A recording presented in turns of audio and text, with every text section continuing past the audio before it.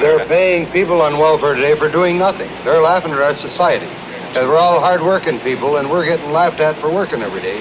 Why not have them go to work and clean up the dirty streets in our town? Well, I agree. For that money. Richard Nixon goes around talking as though I'm some kind of a radical because I believe in guaranteed jobs for people that he's throwing out of work. He said he was going to cut the welfare rolls. He put 4 million people on welfare.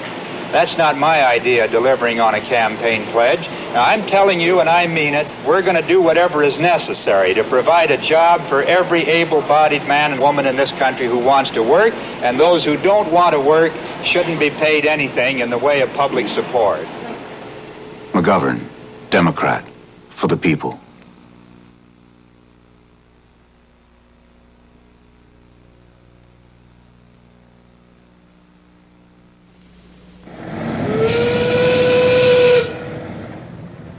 Senator George McGovern recently submitted a welfare bill to the Congress. According to an analysis by the Senate Finance Committee, the McGovern bill would make 47% of the people in the United States eligible for welfare. 47%. Almost every other person in the country would be on welfare.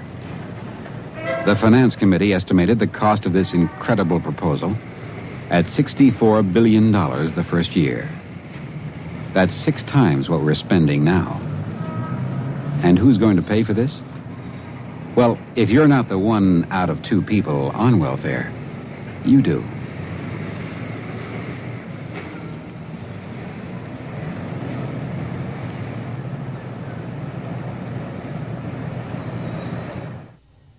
The welfare system has got to be reformed. I favor reformed welfare. The victims of the current system are the welfare recipients themselves. And I'm not opposed to welfare, but I'm opposed to the existing system that strips every recipient of his dignity. And I want to restore that dignity by giving him a chance to work, giving him a chance to give him a shot at the American dream. For so long, government has failed us, and one of its worst failures has been welfare. I have a plan to end welfare as we know it, to break the cycle of welfare dependency. We'll provide education, job training, and child care. But then those who are able must go to work, either in the private sector or in public service. I know it can work. In my state, we've moved 17,000 people from welfare rolls to payrolls. It's time to make welfare what it should be, a second chance, not a way of life.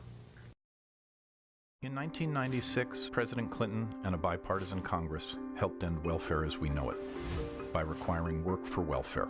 But on July 12th, President Obama quietly announced a plan to gut welfare reform by dropping work requirements. Under Obama's plan, you wouldn't have to work and wouldn't have to train for a job. They just send you your welfare check.